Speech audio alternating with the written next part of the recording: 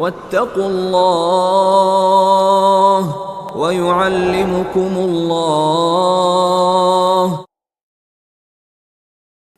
بسم الله الرحمن الرحيم. السلام عليكم ورحمة الله وبركاته.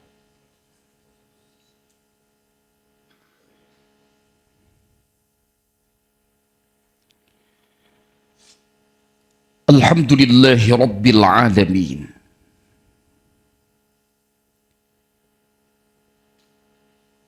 إياه نعبد وإياه نستعين،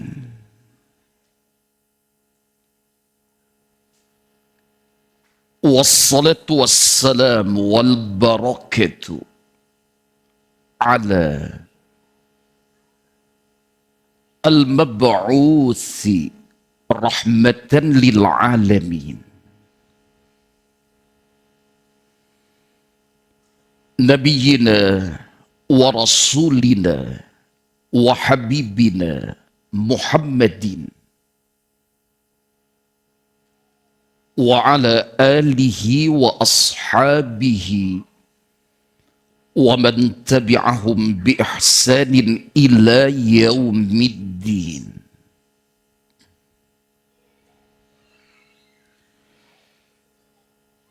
وأشهد أن لا إله إلا الله إله الأولين والآخرين، وأشهد أن محمدا عبده ورسوله سيد الموحدين. أما بعد، فقال تعالى: واتقوا الله ويعلمكم الله.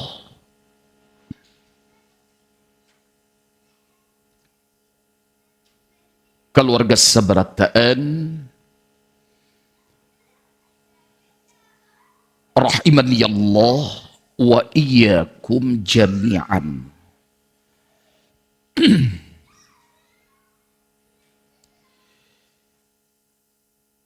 Pada kesempatan malam ini, Rabu tanggal 26 Syawal 1447 Hijriyah, insya Allah kita akan melanjutkan kembali pendalaman kitab yang mulia dan tercinta ini, kitab Manhajil Imam Syafi'i fi Isbatil Aqidati.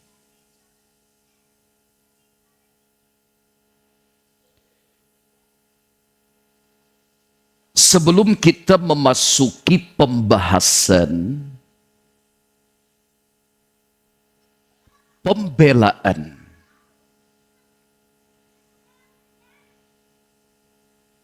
berisi bantahan Al-Imam Asy-Syafi'i rahimahullahu ta'ala terhadap siapa saja yang mengingkari kehujjahan as-sunnah an-nabawiyah, maka insya Allah kita akan mempelajari bersama sebuah pembahasan yang berisikan penjelasan hubungan as-sunnah an-nabawiyah dengan Al-Quran Al-Karimil Mubin.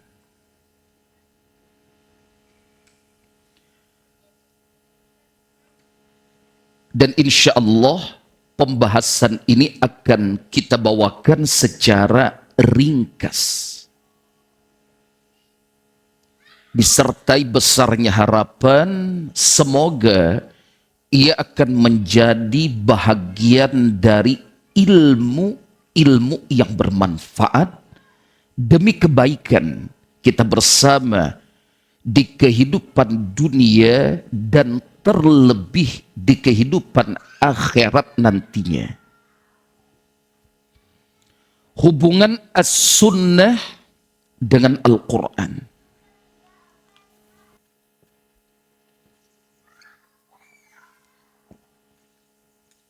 Hubungan as-sunnah dengan Al-Quran. Keluarga sekalian, barakallahu fikum. Apabila ditinjau dari hukum yang ada, maka as-sunnah an-nabawiyah memiliki hubungan dengan Al-Quran Al-Karim sebagai berikut. Yang pertama,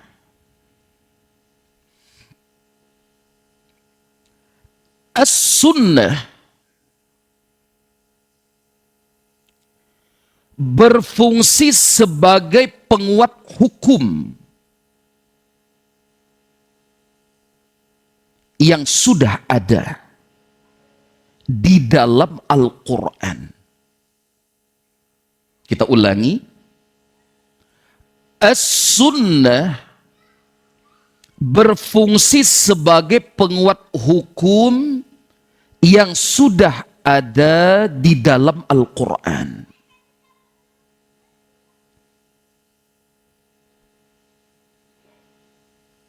Baik. Jika demikian adanya, maka keluarga Sabarataan, hukum tersebut memiliki dua sumber.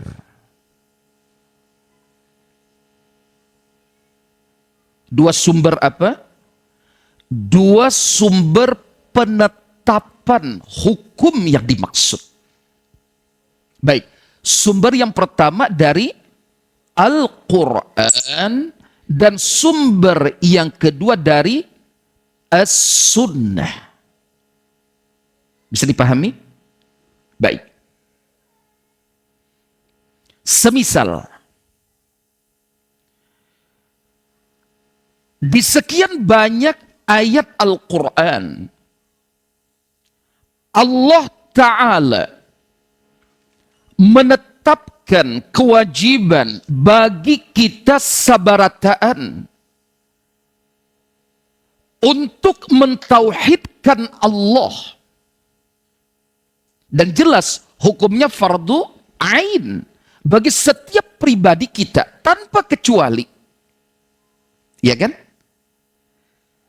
Yang benar-benar dibebani ketetapan syariat. Siapa haja, wan di mana haja, wajib untuk mentauhidkan Allah Ta'ala. Ditetapkan oleh Al-Quran? Iya. Apakah ditetapkan pula oleh As-Sunnah? Jawabannya pasti. Iya kan? Jelas dalil-dalilnya di dalam Al-Quran benar. Begitu pula di dalam hadis-hadis Rasulullah sallallahu alaihi wasallam. Maka untuk yang pertama ini, as-sunnah benar-benar berfungsi sebagai penguat hukum yang sudah ada di dalam Al-Quran. Masih banyak contoh yang lainnya? Iya. Apa kira-kira?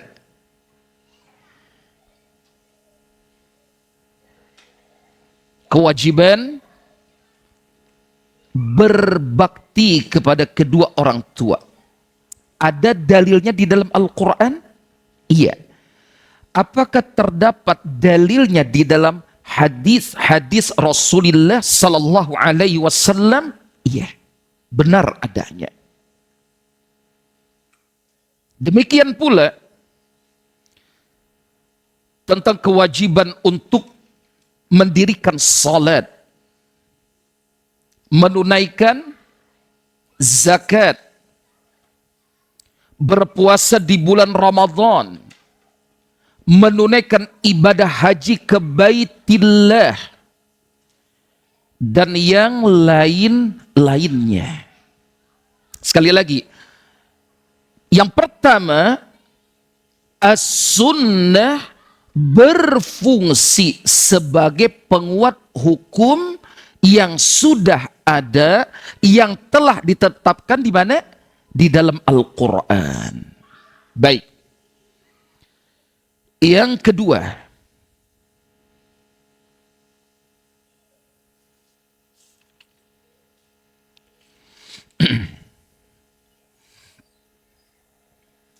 as-sunnah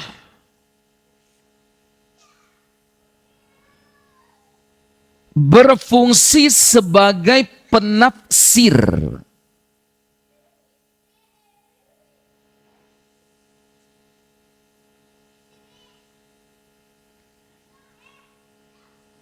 atau pemerinci perkara-perkara yang disebut secara mujmal, global. Perkara-perkara yang disebut secara mujmal di mana? Di dalam Al-Quran. As-sunnah merincikan hal-hal yang dimaksud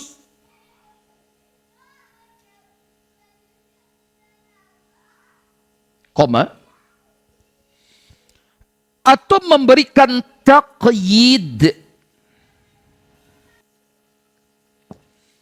Apa maksudnya? Batasan.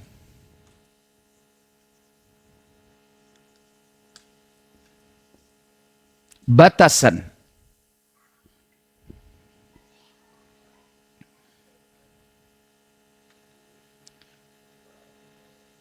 Atau memberikan takhsis.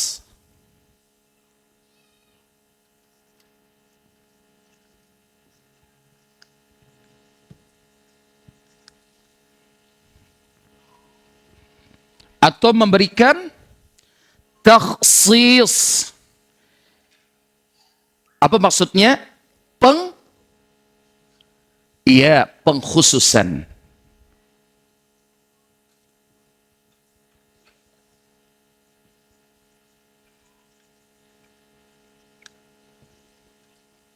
Kita ulangi. As-sunnah berfungsi untuk menjadi apa? Penafsir Al-Quran. Atau pemerinci perkara-perkara yang disebut secara mujmal, secara global. Disebutkan di mana? Di dalam Al-Quran. Yang menjadi pemerincinya adalah as-sunnah an-nabawiyah. Atau memberikan taqyid, maksudnya tadi batasan. Atau memberikan takhsis, apa artinya? Pengkhususan. Memberikan batasan dan memberikan pengkhususan pada ayat-ayat Al-Quran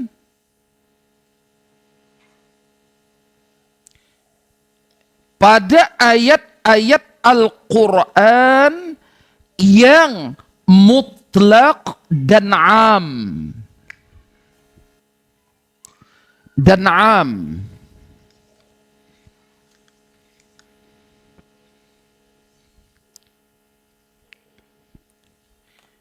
Yang membatasinya as-sunnah. Yang memberikan pengkhususan adalah as-sunnah.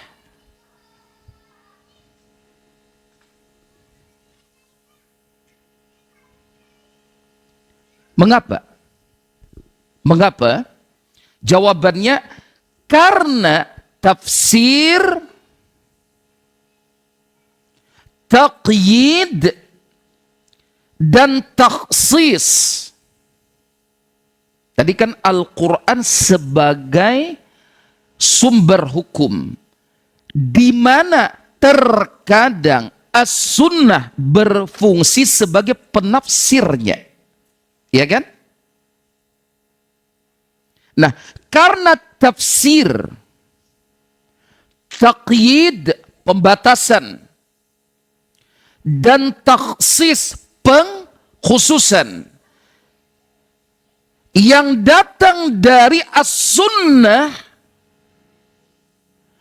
memberikan penjelasan terhadap makna yang dimaksud di dalam Al-Quran. Pahami baik-baik beberapa contoh berikut ini.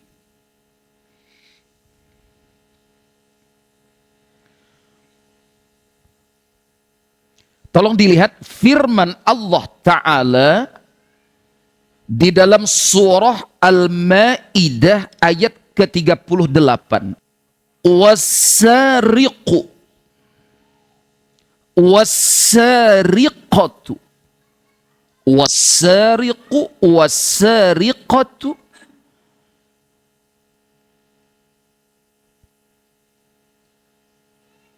pencuri laki-laki dan pencuri perempuan, wasariqu wasariqatu faqta'u aydiyahuma,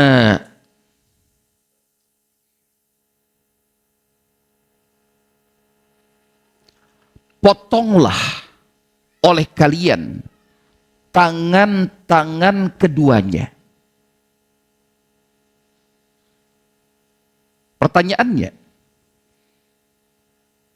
ketika disebutkan kata tangan-tangan keduanya, kedua pencuri dari kalangan laki-laki dan perempuan ini, ketika disebutkan kata tangan, apakah keseluruhan tangan?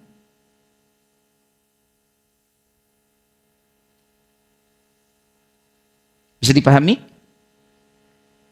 Maka as-sunnah datang mentaqyid, membatasi kemutlakan Al-Quran di sini. Batasan tangan yang dimaksud adalah sampai pergelangan tangan. Lain sabarataan tangan sampai habis ke bahu. Di sini as-sunnah mentaqyid kemutlakan ayat di sini. Memberikan batasan bahwasanya yang dimaksud dengan tangan di sini adalah sampai pergelangan tangan. Pertanyaannya, yang membatasi di sini adalah as-sunnah. Baik, sekarang contoh. As-sunnah mentakhsis Al-Quran. Tolong dilihat surah An-Nisa ayat 11. Yusikumullahu fi auladikum. Ada? Baik.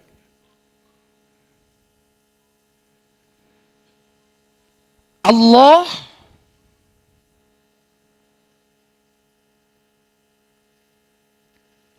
mensyariatkan, bermakna Allah mewajibkan. Siapa yang diberi wasiat, syariat, dan kewajiban di sini? Kalian. kalian. Fi auladikum, tentang apa? Tentang pembagian warisan untuk anak-anak kalian. Kalian wahai para orang tua,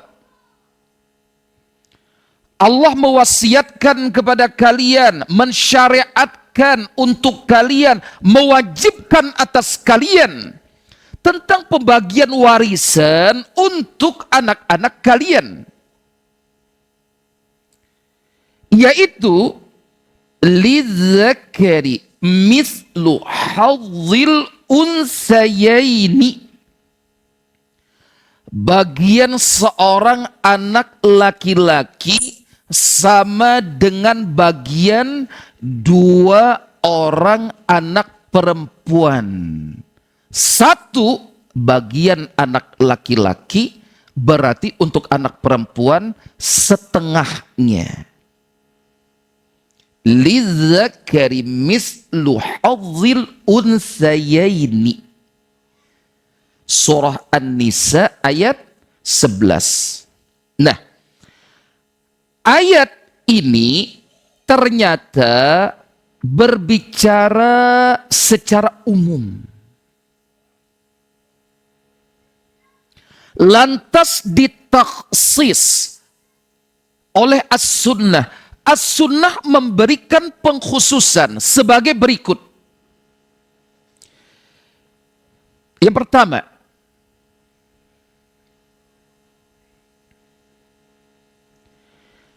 para nabi tidak boleh mewariskan apapun untuk anak-anak mereka.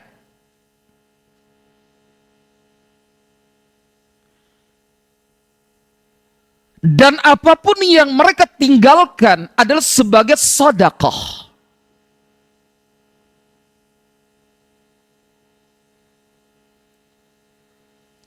Sementara ayat menyatakan secara umum, yusikumullahu fi auladikum. Allah telah mensyariatkan, Allah telah mewajibkan kepada kalian tentang pembagian warisan untuk anak-anak kalian. Untuk para nabi tidak berlaku ketetapan ini. Baik, pentakhsisan as-sunnah yang berikutnya, yang kedua, tidak boleh orang tua yang kafir mewariskan harta warisan kepada anaknya yang muslim atau muslimah. Orang tuanya kafir, tidak boleh mewariskan hartanya kepada anaknya yang beragama Islam. Baik, atau sebaliknya, pahami, anak ketika meninggal terlebih dahulu, anaknya muslim. Misalnya, meninggal, maka orang tuanya tidak bisa mewarisi harta warisan anaknya. Kenapa? Perbedaan keimanan. Perbedaan agama. Sudah? Sekarang, taksis yang ketiga, pembunuh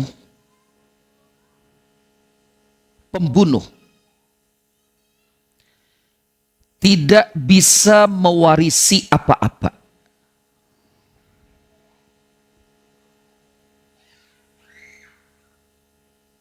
Apapun itu.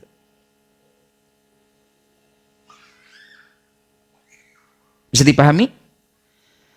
Ringkasnya, beberapa pengkhususan ini yang menetapkannya adalah as-sunnah. As-sunnah. Sudah? Kita lanjutkan.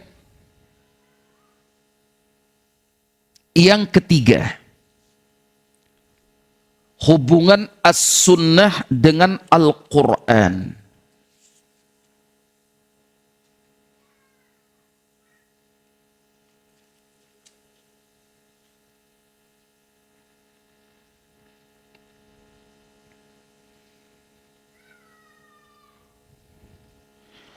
As-sunnah menetapkan hukum. As-sunnah menetapkan hukum yang tidak terdapat di dalam Al-Quran.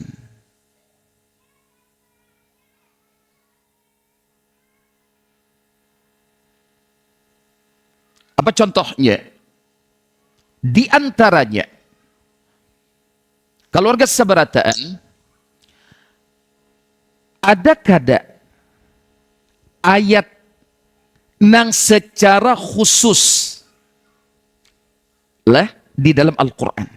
Ada kada ayat nang secara khusus melarang laki-laki menggunakan perhiasan emas dan melarang laki-laki mengenakan sutra asli? Ada kada ayat yang secara khusus menetapkan larangan ini? Ada kada? Ada atau tidak? Tidak ada. Larangan ini terdapat di mana? Di dalam sunnah. Di dalam hadis yang diriwayatkan oleh Al-Imam Al-Bukhari, ringkasnya, terdapat larangan khusus bagi umat Rasulullah sallallahu alaihi wasallam yang laki-laki agar jangan sampai mereka menggunakan perhiasan emas berbahan emas, dan mereka diharamkan mengenakan pakaian berbahan sutra asli. Baik, hukum ini ditetapkan oleh as-sunnah. Baik, sudah? Al-Imam Asy-Syafi'i berkata,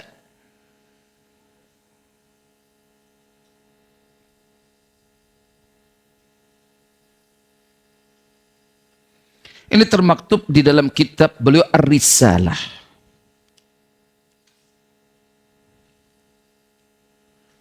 Silakan ditulis.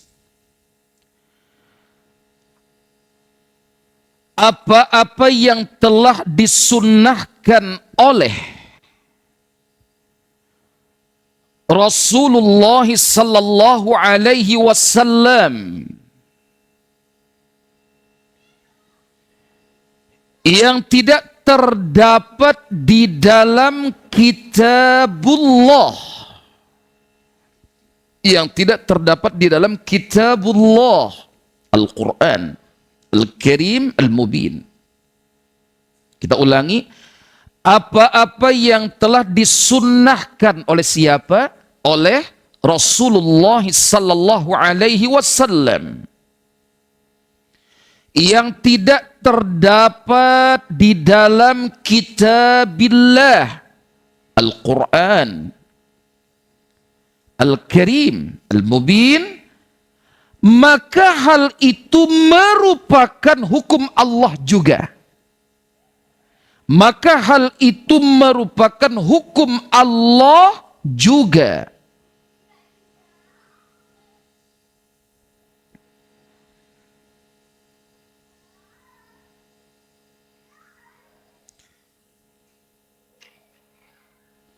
Kata beliau, sebagaimana Allah mengabarkan kepada kita di dalam firman-Nya, sebagaimana Allah mengabarkan kepada kita di dalam firman-Nya. Insyaallah kita lanjutkan setelah salat ba'diyah Isya nantinya. Kurang lebihnya demikian. Walhamdulillahi rabbil alamin. Alhamdulillahi wahdah. Wassalatu wassalamu ala man la nabiyya ba'dah. Rasulina Muhammad ibn Abdillah wa ala alihi wa ashabihi wa man ihtada bihudah, amma ba'd. Fa insyaallah kita lanjutkan dalil yang dibawakan oleh Al-Imam Asy-Syafi'i terkait pernyataan beliau tadi adalah surah Asy-Syura ayat 52 hingga 53. Allah Ta'ala berfirman,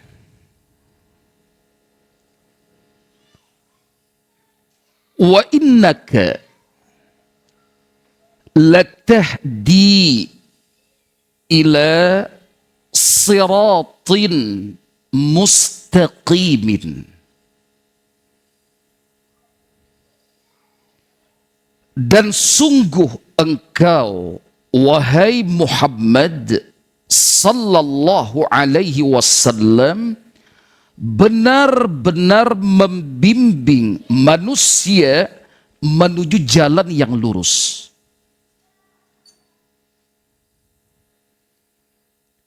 Dan sungguh engkau, ya Muhammad sallallahu alaihi wasallam, benar-benar membimbing manusia menuju jalan yang lurus. Ini pernyataan Allah.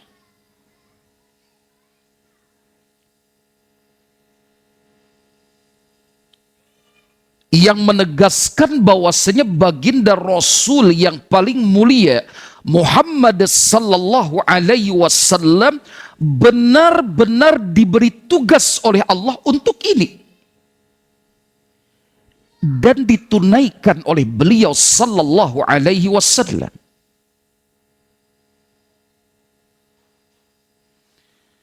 Pada ayat setelahnya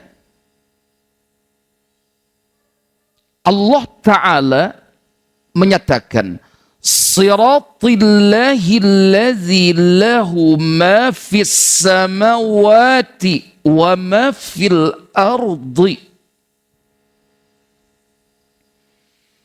Yaitu jalan Allah.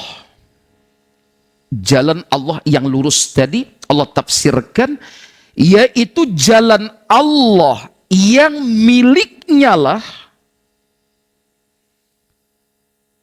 apa-apa yang berada di langit dan apa-apa yang ada di bumi. Itu jalan yang lurus. Jalannya Allah. Ala ilallahi tasirul umuru. Ingatlah, segala urusan hanya kembali kepada Allah. Jelas di sini? Baik. Ringkasnya, keluarga Sabarataan, dengan demikian, setelah kita mempelajari beberapa faidah tadi,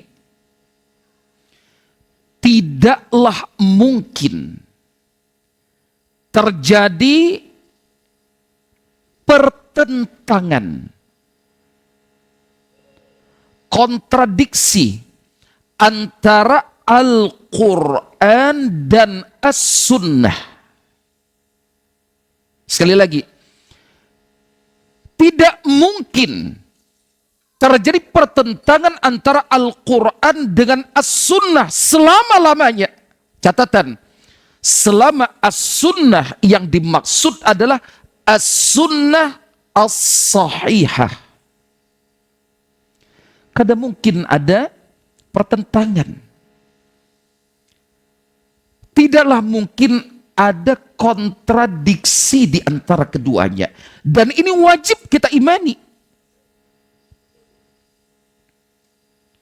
Makanya haram bagi kita menolak ketetapan hal ini. Haram hukumnya. Jangan pernah sampai memiliki anggapan apalagi keyakinan bahwasanya ada as-sunnah yang bertentangan dengan Al-Quran. Tidak mungkin. Catatan tadi, selama as-sunnah yang dimaksud adalah as-sunnah as-sahihah, al-ahadits as-sahihah. Kada mungkin ada pertentangan di antara keduanya, antara Al-Quran dengan as-sunnah an-nabawiyah. Bisa dipahami insyaallah? Kurang lebihnya demikian yang bisa ulun sampaikan secara ringkas pada pembahasan malam ini. Insya Allah pada pertemuan berikutnya kita akan mempelajari